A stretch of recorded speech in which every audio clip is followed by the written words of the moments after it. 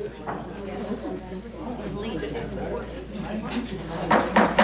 call the meeting in order. I'd like to welcome everyone to the Port Clinton City Council meeting of July 22nd, 2025 in the Linda Hartlock Chambers of Port Clinton City Council. Would you please stand for the Pledge of Allegiance and a moment of silent reflection for those protecting and serving our country. Pledge allegiance to the flag of the United States of America and to the republic for which it stands, one nation, under God, indivisible, with liberty and justice for all.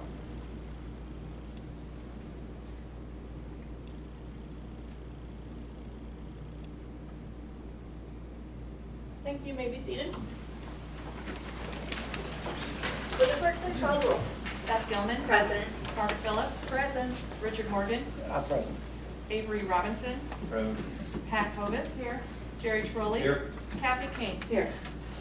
Thank you. Council, you've previously received the July 8, 2025 regular meeting minutes. Do I have a motion to approve the minutes? Madam President, I move to have the July 8th regular meeting notes. Thank you. Do I have a second? Second. Thank you, Mr. Trolley. Any discussion? Okay, a motion by Ms. Phillips, seconded by Mr. Trolley to approve the July 8, 2025 regular meeting minutes. All in favor say aye. Aye. Opposed, the same sign. Motion carries and the minutes hereby approved. The chair notes the certification has been made with regarding compliance with the rules and notifications of this meeting. We have no guest presentation. We will move on to public comment, but I would like to remind everyone is 5 minutes is all you have to speak, and there's no discussion amongst even council per our rules or people in the audience. You can stand and say what you have to say, and then council can take the information. So, okay. Public comment. Randy Carpenter, 4271 North Krogan Street, Port Clinton. I'm actually gonna let my business partners talk. I just signed in, so I Oh. was here, but he's the next in line. Okay, and your name, please? Could you state your name? Joe Steinmetz. Okay. He's at 161 Coy Street, Tiffin, Ohio. Good evening. Joe Steinmetz and with my business partner Randy. Come before you today to present a business idea we'd like to get your approval on or your consent. Commonly known as a party bike or a pedal bike. Technical legal term is a quadricycle. I personally own a party bike in Bowling Green, Findlay, and we just launched in Sandusky earlier this year. And so we thought Port Clinton would be a great spot for a pedal bike. We've checked out downtown, got a lot of great locations, good downtown tourism, whatnot. We think it would help enhance business activity. The bikes are completely road safe, all turn signals, hazards, taillights, all that good stuff. I actually work for the manufacturer in Tiffin as well, so can be aware of party bikes themselves. But there is currently, I've done this a couple times with the other city councils, sometimes maybe not be familiar with pedal bikes and whatnot, so I did print off the state law, the state ordinance that has language around the quadricycles. You guys are welcome to that if you'd like a copy of that. I'm sure you'll do your own due diligence as well. But basically the ordinance says, or the law says that we can bring a bike into a city as long as it has meets certain requirements, which our bikes do. Obviously, we always want to come and get city approval and make sure we're good partners and stewards with the city. The last thing we want to do is bring a business in town that somebody's not overly keen with. So we bring that business opportunity to you. We have some areas where we think we'd like to place that bike until we get approval and whatnot, get some of the initial steps in place. We'll start there first. But again, bike's a great investment to the community. It's a great way to see downtown. It's a little slower traveling bike. It's a great way for people to get on, kind of see downtown, make some stops. And the common misperception is that the bikes are just this big party, keg rolling down the road. And I will tell you from, again, owning 3 bikes, last Friday I had a group of senior citizens on the bike. They did a coffee tour and they had a great time. We have youth sports teams on the bike quite a bit, garden clubs, book clubs. So yes, you're going to have your typical tourists and people who are visiting that want to get on and have some fun. But the goal of the bike is obviously to have demographic, very wide demographic from young to old, and do lots of stops. We started doing coffee tours, history tours have been a big hit. So again, we always want to make sure we present that the bike is very community oriented and it's sort of multi-purposes. We have a lot of different ideas just beyond just your regular jump on and have a couple beers and go. So in a nutshell, that's what we're looking for. We're looking for your approval. I'm sure I understand that may not come tonight, but just want to present that to you. And Mr. Colston, is that something he needs to come to administration to fill out the It would proper come to, paperwork? it would come to Okay. Sandy's desk, and we'd probably get the police chief involved to have some Okay. discussion with him. sure. That would be no issue. Yeah, and I have language here for law if anybody would like that. Yes. And if you're not familiar with it, I have a picture here of just a bike that we made, just so you're familiar with it. Just want to pass some stuff on to you. Thank you so much. And the very back, obviously, that's the whole thing. There's a spot in the back of that page that is highlighted orange, just so you can get right to that. Appreciate that it. spot. Absolutely. Again, I don't want to stand up here and take all 5 minutes if I don't have to, but that's what we're looking to do. But again, we love your approval. Again, there's a state ordinance in place, but we're looking for your guidance and consent. Okay, Perfect. thank you. Thank you.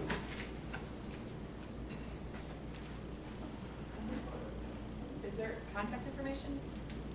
We can leave contact information. I've actually emailed Lisa the other day, so I can email you, or the whole council. I can Yeah. email all of our contact If information. you can send it to me and then I can forward it Okay. on. Perfect. to Ms. Dozheim. Thank you. Because she's also the administrative assistant for the city, so she was who you contact to get the. I'll find your document. email, I'll contact My you. card's in the lobby.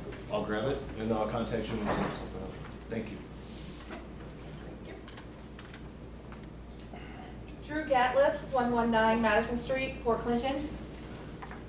I'm just looking for clarification, just because we did attend the planning commission meeting last time when we were here. They had said that if it didn't pass through planning commission, then it wouldn't come before you guys. But then in the planning commission, they said that it would come to you guys just to make sure, in case it would be overturned. And so I'm just looking for clarification, does that come back before you if a no vote? It would come to a public meeting Okay, and we would advertise minimum of 30 days prior to that meeting. And Okay. it's a public hearing. Normally those we would do right before, like at 5:30 before our council meeting, okay, but it will be. okay. I just wanted to make sure I didn't miss it. Nope. So, Nope. Why I Yeah. had it on. Thank you. You're good, so. And I'll announce it at council meetings too, when we send it in, so, okay? John Jedwiziak, 519 Harrison Street, Port Clinton.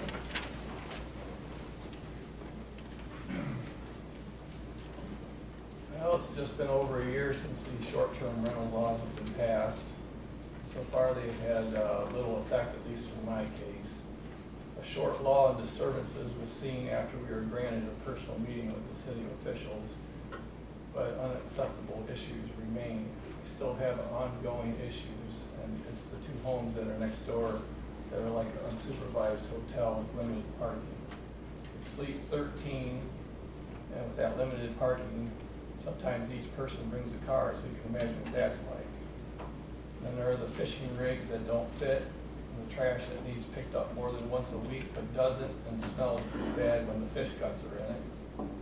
And then the hot tub on the residence, that gets used a lot in the colder months, so we don't get a break from the noise. And then things can get unnaturally skunky all year long, if you know what I mean. The owner of the rental next to us is now the host because his hired host couldn't run his business properly. He lives in Michigan, so he's kind of breaking the law, or he is breaking the law because the host has to be closer than, you know. So things are better with him, but there's still the problems I've mentioned. You know, I have to help this guest park. I have to tell him to keep it down. I have to worry about someone becoming unhinged at me. And this is a safety issue. And I have to put up with the skunk smells and the loud talking and the door slamming at all hours. And I mean, last year, this is why the officials met with us, because last year, one time we had a naked guy outside in the afternoon trying to help a guy find his place. got it all on camera. The cops I gave them the security footage, and as you can imagine, I have lots of security footage, and of all kinds of events. The owner tells me now that he only rents to 5-star people. Well, we had a bunch of fishermen that were rented by a lady that never showed up. She was a 5-star lady, but she rented it for these fishermen, and then she complained on the reviews that the neighbors didn't like how loud they were. So basically she rented for the guys so that they could get the place. And the guys had a good time, which not necessarily the best to have in a rental. And then last weekend, apparently one of these 5-star guests, it was a bachelorette party, and they put a banner out in front of the house that said Sletton Bay. And I got pictures of it and everything. It said Sletton Bay, and probably there was a bunch of girls. It was probably a way for them to do that. But this just lets you know that would any of you want to put up with this kind of stuff right next to you? And let's say I sell my house. Would anyone want to buy a house next to a short-term rental to raise a family? If you take a poll, I bet not many, and only an investor. And you can see where I'm going with this. That the next few years, it could be double or triple the amount of short-term rentals, because I don't know if a family would want to buy my house because of what's going on. Dearborn just banned them from residential areas last week, and they only had 75. There was a lot of opposition, but the Dearborn City Council acted in the residents' best interest. The City Council president said he would not like to live next to a rental where the occupants are constantly changing. And he also said it was a consideration when he would decide to vote. He says he didn't want to pass any rules that would hurt or hinder anyone, but he wanted to make sure that we keep neighborhoods intact.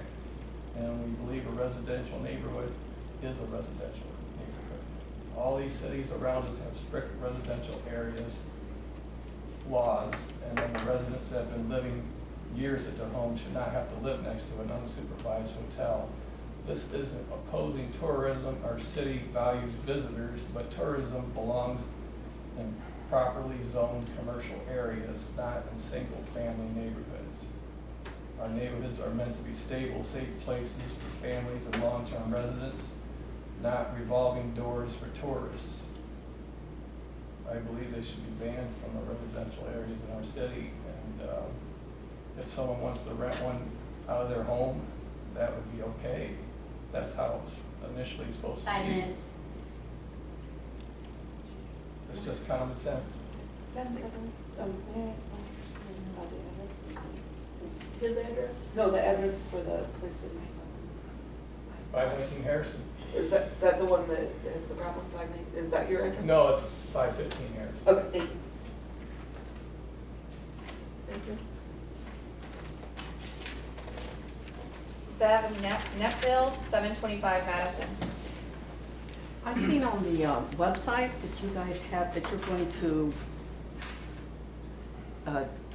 apply or have a new position for somebody to take meeting minutes for you. Is it for you guys?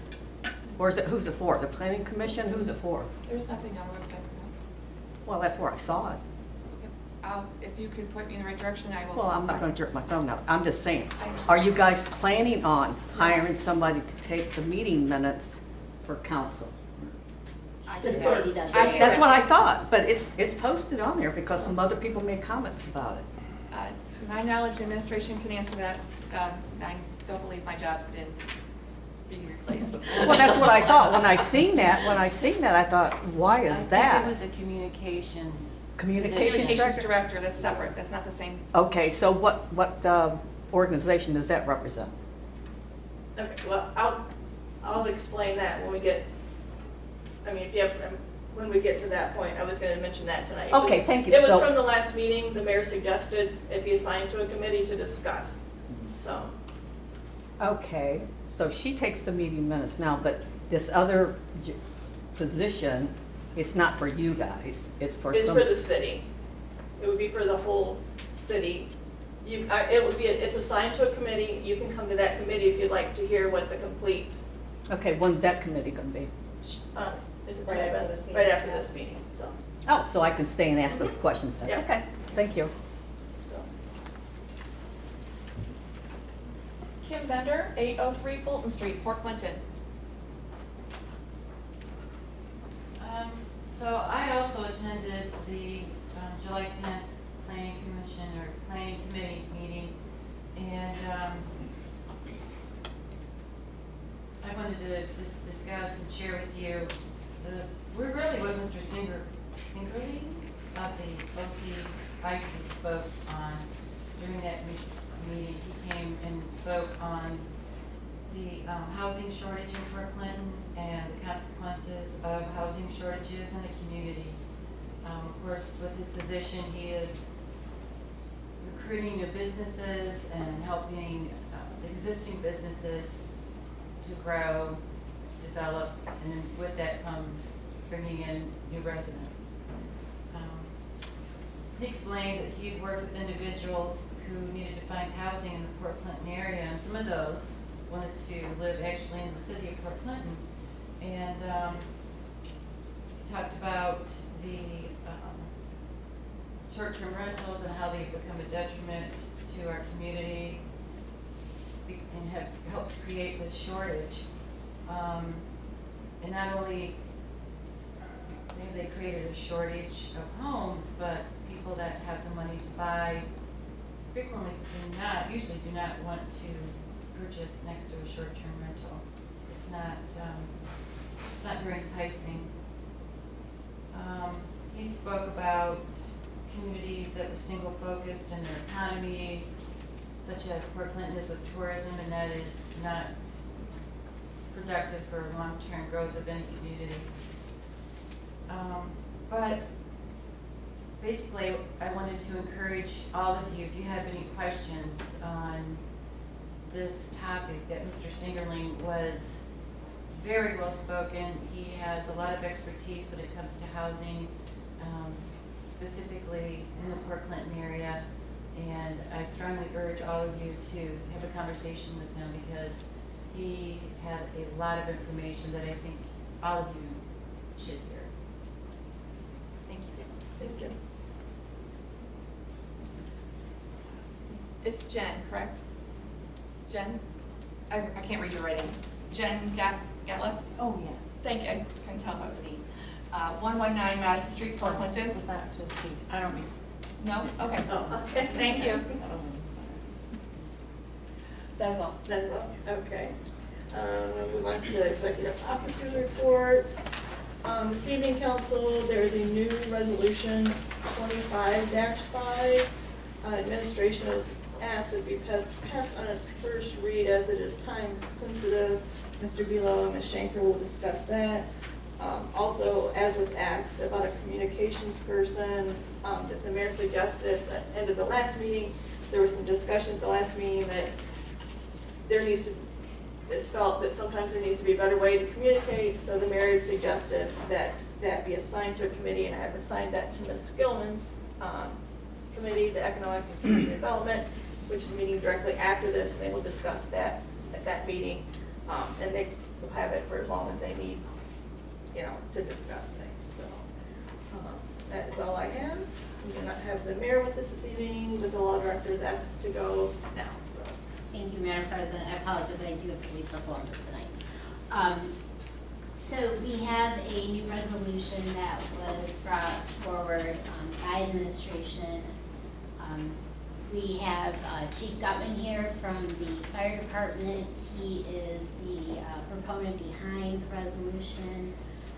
So this resolution solely puts an issue on the ballot, and that is what Chief Gutman is requesting. In order to do that, we need the majority of council to vote whether or not that should go to the ballot or not, and then that issue would be decided by the voters. So the issue is, right now, the Port Clinton Fire Department does not have funds due to many different reasons. But right now, Chief Gutman is operating in the red. There's compliance issues where turnout gear, uniforms, ambulances, fire trucks, you name it, it's getting close to its end of life, and it needs to be replaced.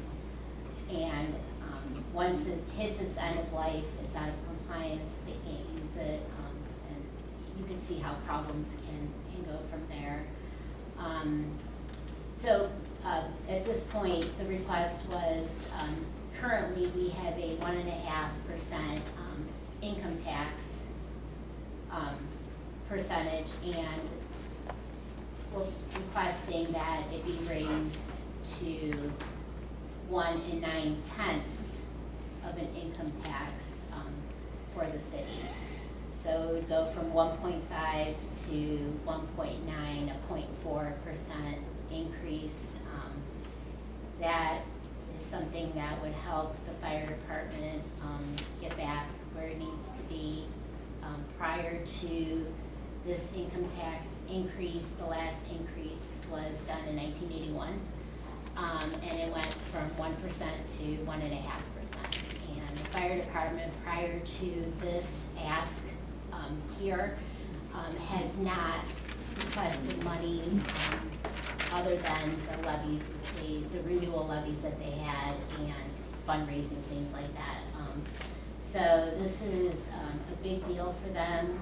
The fire department, not only services the residents in the city of Port Clinton, but also surrounding areas, and that's fire and EMS, and they're doing very well right now. It would be a shame to hinder that without proper items they need to do their jobs. I know Chief Gutman's going to speak more about that, and Mr. Buelow is going to speak more about the why the 0.4% increase on the income tax. But I just wanted to explain that the resolution, we need the vote before August 4th. August 4th is the last day to put it on the ballot. If we miss the August 4th deadline, it cannot go on the ballot until next year. So the resolution basically just asks for the electors in the city limits to vote yes or no for the levy. If it passes, then on the back end, there's an ordinance that would go into effect after the passage of the resolution. And the ordinance basically states that there's two sections in section 183, which is the income tax section in the revised code, in the Port Clinton codified ordinance, which mirrors the revised code. That would just need to be amended just to change the amount from 1.5 to 1.9, or 1 1/2% to 1 9/10%. So that's what you received, and unfortunately, when you count 90 days back from election day, sometimes that date creeps up on you. So that's why this is being brought to you.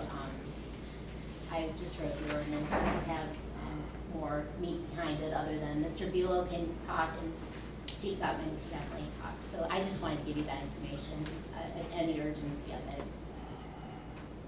Then I should add to Finance Committee already discussed this as another hand, so. Does anyone have a question? Sorry. Or do you want to wait till Mr. Buelow? Ladies first. Do you want to wait till Mr. Buelow explains? Yeah, well, I'm waiting. Does it, he may answer some of them. Yeah, you're right, you're right. Okay.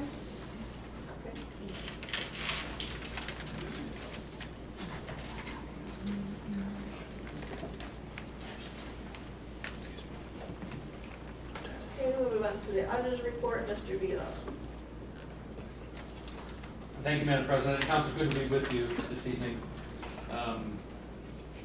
If I could, the short-term rental ordinance that council passed last year charges my office and Ms. Ostheimer acts in reviewing and collecting and more of the paperwork of the issuance of the operating certificates for short-term rentals. Mr. Jadwiziak mentioned a meeting last year. That was a meeting with myself and Mr. Colston and your neighbor as well, Mr. Jadwiziak, about the Harrison Street property.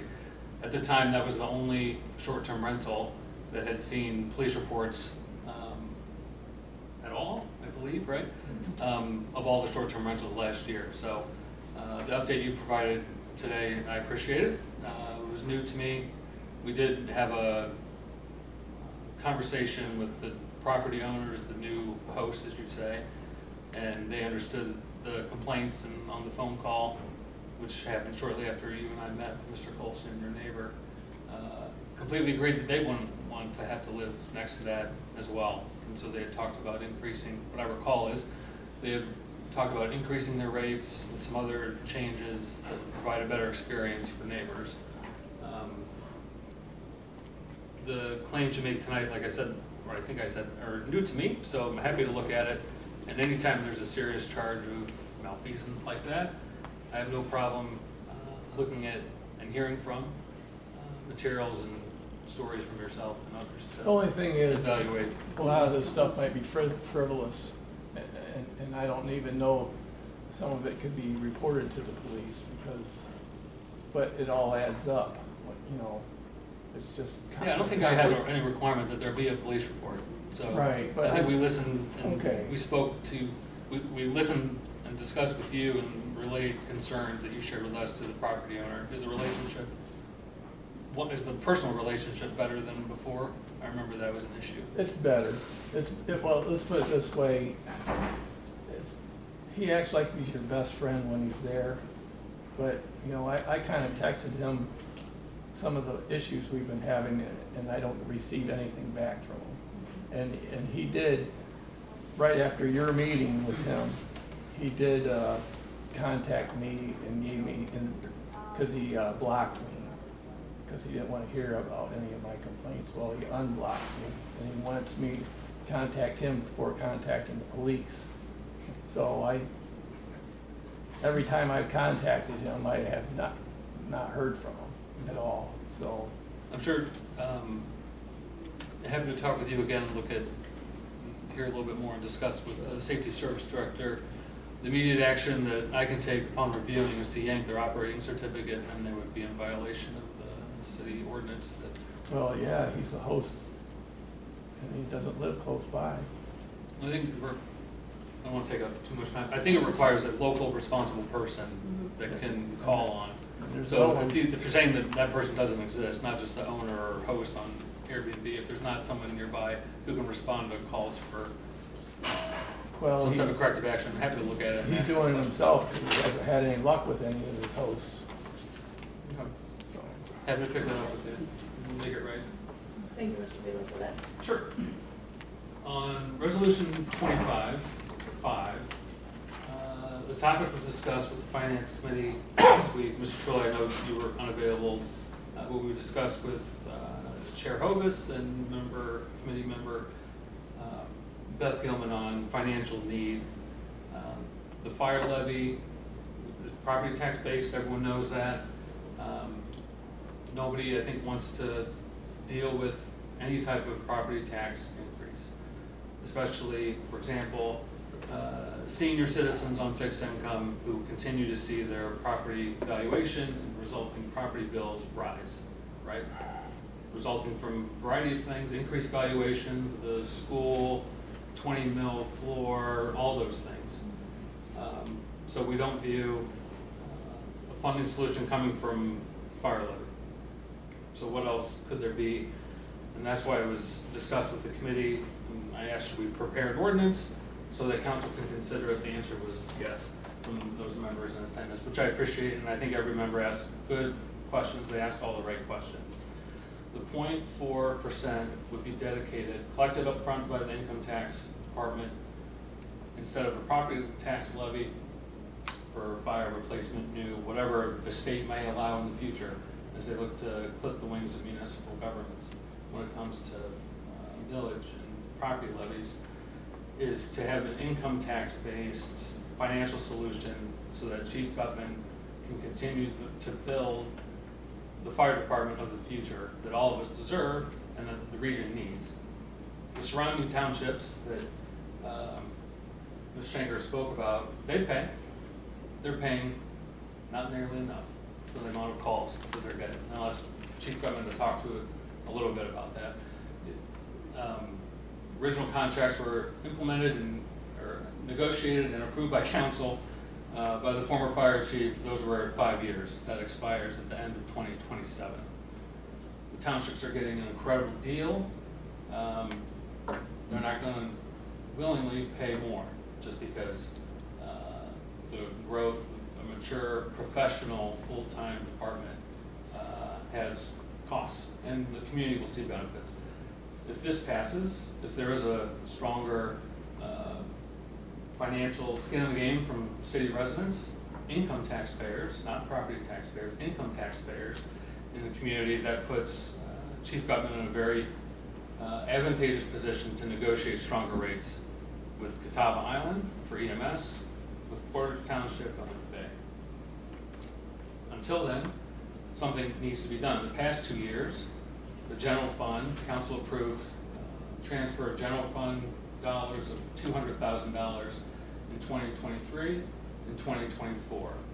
For example, if that transfer had not happened last year, the balance at the end of the year for the fire fund would be just over $11,000. The year before that, 2023, their end of the year balance was just over $22,000. Back out that $200,000 lifeline at the time, they would have been underwater by the end of the year. Council, you all know that we asked and you approved multiple expenditures of the American Rescue Act Plan funds. The local fiscal recovery funds we were granted by the federal government. Most of those dollars went to long-term needs of the fire department, but it didn't solve every problem. The proposal before you, which if council approves, voters would have to say in November, this November, to come up with a long-term financial success plan, essentially. This is one key component of it. The township's paying more in the future, especially Catawba. This is the rest of it. Those are a few years out. In the interim, this is what we propose, and after hearing from and speaking with Mrs. Gilman and Mrs. Hovis, this was the amount, 0.4% increase, which would take the new income tax rate to 1.9%. I'll pause there for any questions. Yes, Mr. Bealow, Mr. Trolley. Is there an estimate of what the amount of dollars we would take in? It'd be, sure, based on last year, if you assume the 1.5% rate, and everyone pays, as they should, it should be over $900,000 in a year. And Mr. Gutman, you can do quite a bit with 900,000? I've got all night to explain my position if you've got the time. Yeah, you wanna go ahead? No, are you finished? Yeah. I have a question. Yeah. So, like, I think in one of the paragraphs it says it goes into the general fund. I mean, is it all earmarked for the Yes. fire department? Yes. Okay. And Like, that- I just want to, like, it's kind of unclear in the language, so I don't know if the ballot language, like, to make sure that it's very clear that this only goes to the fire department. Yeah, the ballot question would essentially be section 2. Yeah, and that's the part where I got confused because it says, like, it mentions the general fund. So, like, I It don't. mentions for fire department for general operations, maintenance, new equipment, and capital improvements. So the 90% to the general fund, like, that's the fire department general fund. Is that what you're saying? Like in paragraph B? That is confusing. Yeah, like, it seems like it's the city general fund, so like, I think we need to be clear that it's the fire department. Are you on the ordinance? Yeah, or I'm on the ballot language. The next and last line on that page says 90% to the general fund, and it looks like it's all going to the city where it's not. Right. Can you point me to the page you're looking for? I'm sorry. You're on the ordinance. Yeah, They're Yeah. not a resolution. yeah, that's Yeah, not. you're on the ordinance. Oh, I'm sorry. They're on, I guess I didn't realize. Mr. Bulow, they're on the ordinance. Oh, yeah, I can explain that. Thank you for pointing that out. Okay, because that's, like, that won't be the ballot language, right? Like, No. That's the ordinance. Okay. On the second page of the resolution, section 2, submission of question. Even though it says tax levy, it is about income tax. That's the question. The ordinance you're describing in, which is the current chapter, it talks about that paragraph B, commencing on January 1, 2026. That's the current split the council has authorized, up to 10% to municipal purposes, which is that 10% reference, and then 90% goes to the general fund. And that's what council tends to appropriate annually with the appropriations ordinance. I guess I'm just like, want to be clear that the 4 9/10% or whatever is going to the fire department. Absolutely, yeah. Okay. And that, yes, and that's what the section 2, the question, submission of Up to questions. the resolution. Yeah, Okay. section 2 on the ordinance. All right, I got confused, I'm sorry. Section 2 is the ballot, And then the language. I had one comment about the previous thing. So 515 Harrison only has 4 bedrooms. He stated that 13 people were staying there. That is also a concern. There's 2 houses on the property. Oh, it's 2 houses? So that's, Okay, sorry. I think the front one's 10 and the back one's 4. Ms. Osner? They're both separately registered. They're 2 separate entities. They're not, if they say they're renting both of them because they have a large party, it's still 2 separate entities. There's 2 separate registrations with the city. Because we could have family A and family B. Okay. So that's, it could be 2 different parties completely. Oh, it is? Well, I'm just saying. Yeah, I'm just saying So the council total, understands that. houses on one property. I'm just Right, saying but the they're- parking can be a problem. Yeah. Yeah, okay. I'm sorry. I just wanted No, to that's, yeah, clarify that. and that's something to discuss with Mr. Beal, like you said, Okay, they can I'm sorry. address that, so. Yeah.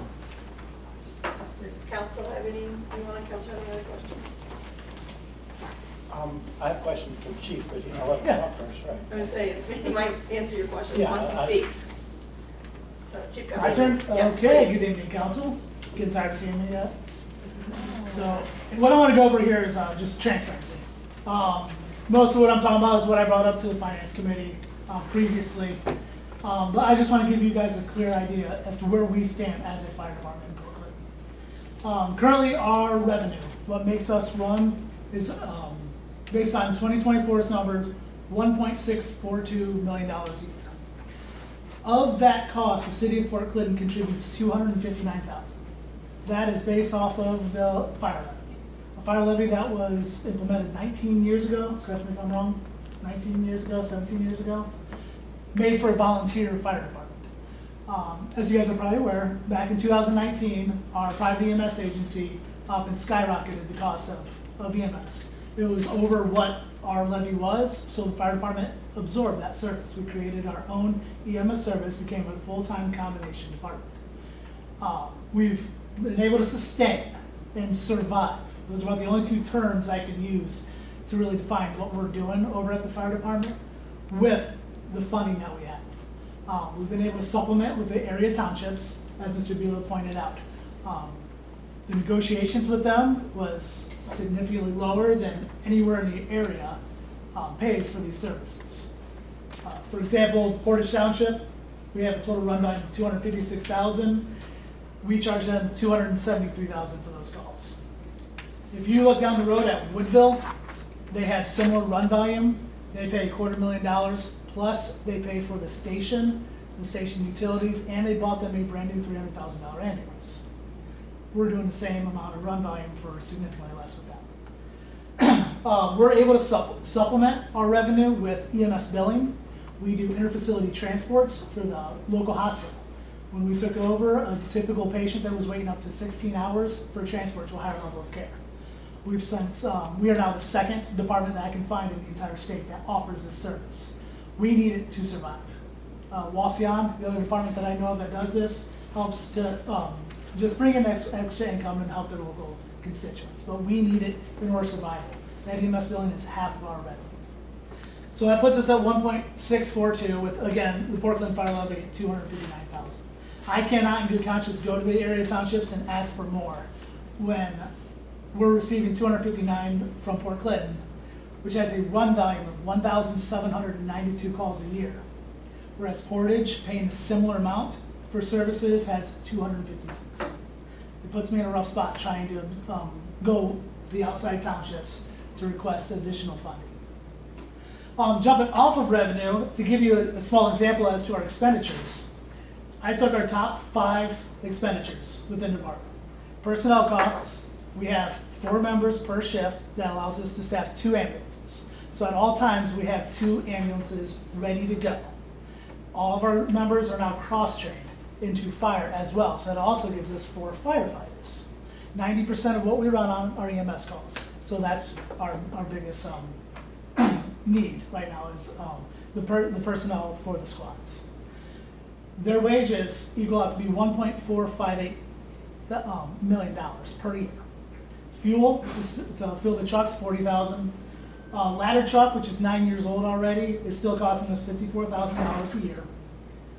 Utilities to keep the station running is $29,000, and then the EMS supplies, what we utilize to help our constituents in their medical emergencies, is $32,000. Those 5 things right there equal out our revenue. What's not mentioned is the costs for outsourced training, where we send our people for their certifications, physical fitness training, mental wellness programs, our guys' certifications to be able to maintain their levels, physical exams, building maintenance, truck maintenance, which with the age of our fleet, we're coming up on 6 figures for our truck maintenance every year. Personal protective equipment, 1 set of turnout gear costs $6,000. Uniforms for our people, modern fire equipment and EMS equipment, and then finally capital budget. None of that is covered under our revenue. Everything that I've mentioned is in the red. Like everything that I have to put towards that. We have a brand new firefighter starting August 4th. Everything that I need to outfit him, I can't afford to do currently. Things that have been done by this fire department in the last 2 years, from my time in internship into my full-time position now. Initially in 2023, we removed the full-time administrative assistant position. That was gone to help with our expenditures by about $80,000 a year. We have also, as of May of last year, all full-time personnel elected to take a 15% pay cut. Do you know anywhere in town where you have an employee that has elected to take a 15% pay cut to keep the lights on, to keep people employed? All 12 members of our fire department did that. 15%, that's a lot when you do the math. Our current fleet, as of next year, 2026, 8 of our 10 vehicles will be 2 decades old. NFPA standard states that any frontline service in firefighting and EMS operations should be removed from the front line after 15 years. 8 of our 10 vehicles will be 20 years old next year. And I say next year because 2 of them are included. As of right now, 6 of them are already 20 years old. With our oldest truck back in 1993. This is of very grave concern for us because with the current market and manufacturing, if I order a fire engine tomorrow, I will see it in 2 years. If I order an ambulance tomorrow, I'll see it in 3. So I'm afraid, I wanted to bring this conversation up to you guys 2 years ago. But as an intern for the last 1.5 years, I did not feel like I had any say in the matter. So I've since in the last 5 months put together, worked with Gabe and Tracy with the budget to see where we stand and where we look. And the outlook is not very bright for the fire department. So I have a little conclusion statement, if you guys could bear with me for just about 1 more minute. Thank you. Currently, this department lacks the necessary funding to support its daily operations. It was structured solely for basic sustainability with little consideration for future growth and modernization. Much of the equipment in use is decades old and has long been outpaced by modern standards. That is trucks and our fire equipment. Our vehicle extrication equipment has been surpassed a decade ago with more modernized equipment. Our radio communications are chronically unreliable, often with our pagers. These are devices that alert our volunteers to an emergency, failing to alert our volunteers to their emergencies, and our radios preventing critical transmissions for additional resources on scene. We currently have little to no capabilities to communicate with surrounding departments and agencies, up to and including Lifelight communications. Our vehicle extrication tools remain outdated, relying on generated power systems tethered by hoses, while the industry has moved toward more efficient battery-operated alternatives. That's 10 years. 10 years in the making, those batteries have been out and have surpassed what we currently utilize. Turnout gear purchased from the lowest bidder frequently requires repairs, even after routine training exercises. It does not hold up to heat as well, putting our members in unsafe conditions. Since the purchase of this turnout gear 3 years ago, every set has had to be returned to the vendor for adjustments and repairs. We are unable to properly outfit personnel with uniforms. those Class A uniforms that you guys all saw us when we gave our oath of office, those are decades old, 20 plus years old for those Class A uniforms. They are all ill-fitting and they are passed from person to person. So each person that you saw lined up against that wall to give our oath had to borrow that uniform for that night because we don't have the funding to give them Class A uniforms. Turnout gear for the past 6 months has been rented from vendors. We can't afford to purchase customized fire gear. We have to rent gear for our new members. Most of our fire gloves are improperly sized, and it reduces the safety and effectiveness for the fire gloves. This is what we wear into burning buildings. Full-time staff are outfitted with one work shirt. We can supply one polo a year, and they have to wash it for their shift every third day. Part-time volunteers are yet to be supplied with these. So it's just right now around 80 personnel. Again, by next year, 80% of our fleet will exceed the NFPA's 15-year standard for frontline service. The city mechanic is continually challenged to keep the aging fleet operational. Currently, I have 3 out of my 4 ambulances that are out of service because there's no AC. And we are looking at 90+ degrees in the next 2 days. The city mechanic also has to frequently resort to finding discontinued parts on platforms like eBay to be able to support any of the repairs that he has to do on the trucks. And as said before, replacing a fire engine takes 2 years and an ambulance 3.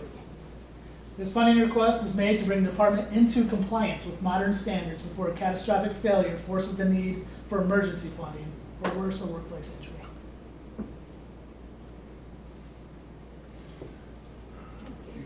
Yes, Jerry. This turns my stomach, Chief. Our department, I used to think was best in the state, both manpower and equipment, but you know, I got chills.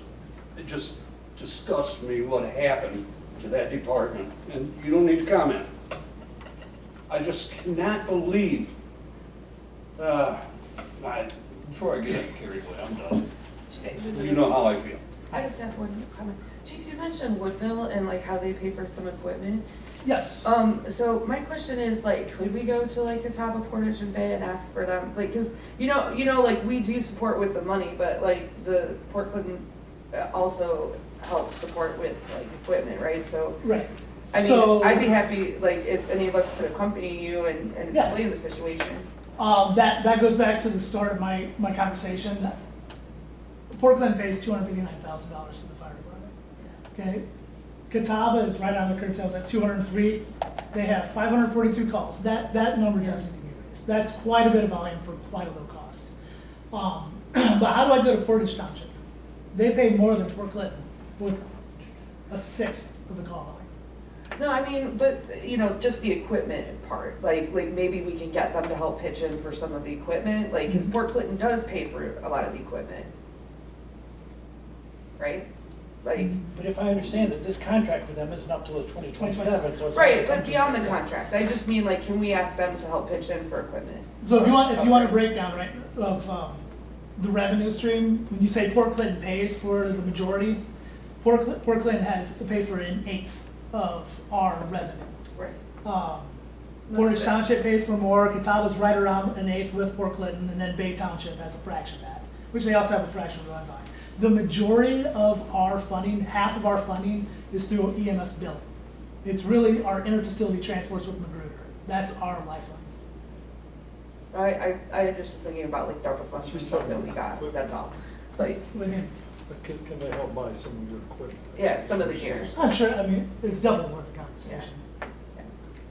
That was all my Yeah, question. it's definitely worth it. And like, any of us would be glad to go and support you at any of those meetings and you know. Because I agree with Jerry, this is awful. And I had 3 questions, you answered them all, so we're good. Right. Thank you. I like that. Does anyone else on council have any questions? Mr. Velo? Just to Mr. Trolley, just, and all of council, but specifically to your point, we're trying to right the wrongs of the past, not just there. Folks that have served in this room years, decades, before any of us got here. And this follows that same trajectory, I think, so. That's why we encourage you to approve it, we'll get it on the ballot, and let the citizens decide. Let the voters decide. Okay, thank you. Move on to treasurer's report. Yeah, so the bed tax collections for the year to date are $130,245.40. The dock tax collections year to date are $21,281.25. Also year to date, our rental registrations are 27,700. Anyone on the council have any questions for the director? That 130,000 figure, that includes short-term and like, commercial, correct? Correct. Okay, thank you. Mr. Colston, Safety Service. We went to committee reports. Finance, Ms. Lewis? Nothing tonight, Madam President. Thank you. Environment and Public Works, Mr. Trolley. No, but I'm gonna talk to Mr. Colston, and, we need to have committee meetings. Okay. Okay. Safety Services, Ms. Phillips. Nothing this evening, thank you. Thank you. Economic and Community Development, Ms. Gomez. We have a meeting directly after this meeting. And that is a public meeting, and you're all welcome to stay. You can join this one if you'd like, so.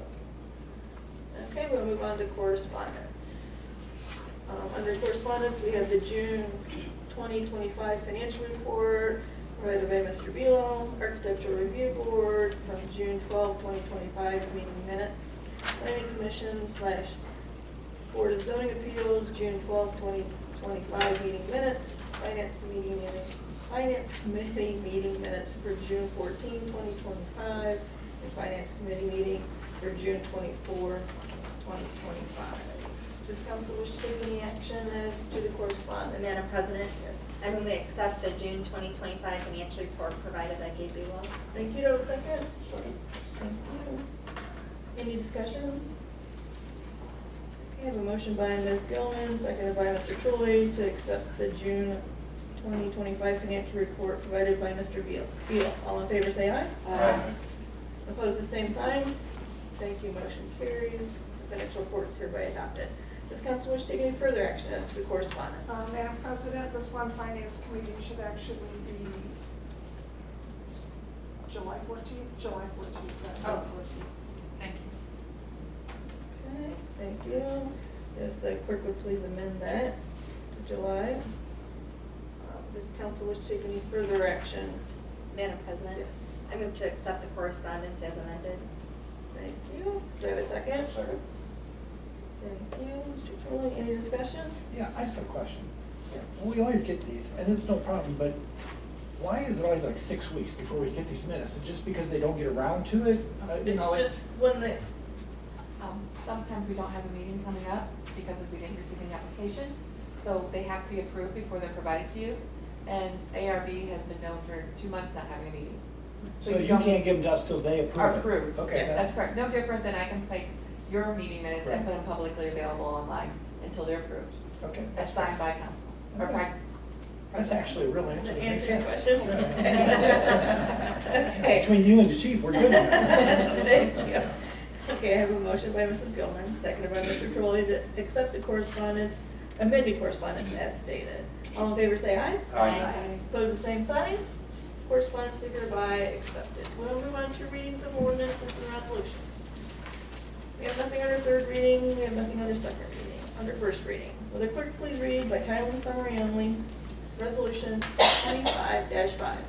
Resolution number 25-5, a resolution declaring the necessity of an election on the question of approving an ordinance amending section 183.012 and 183.013 of the Port Clinton Codified Ordinances to provide for income tax increase from 1 1/2% to 1 9/10% for a continuing period of time, to provide funds for the Port Clinton Fire Department for general operations, maintenance, new equipment, and capital improvements, and declaring an emergency. Thank you. Does council wish to take any action as to resolution 25-5? Madam President, I move to waive the three required readings. Thank you. Do I have a second? Second. Thank you, Mr. Trolley.